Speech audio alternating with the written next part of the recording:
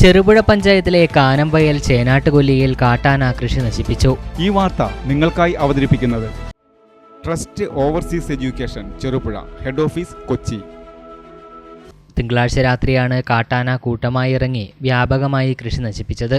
പൂച്ചാലിൽ സണ്ണി, പള്ളിത്താഴത്ത് ബെന്നി എന്നിവരുടെ വാഴ, കമുക്, തെങ്ങ് എന്നിവയാണ് നശിപ്പിച്ചത്. നിരന്തരമായി ഉണ്ടാകുന്ന കാട്ടാന ശല്യത്തിൽ ഈ പ്രദേശത്തെ കർഷകർക്ക് ഏറെ നിരാശയാണ്. കർണാടക വനത്തിൽ നിന്നുമാണ് കാട്ടാനകൾ കൃഷിയിടത്തിലിറങ്ങുന്നത്.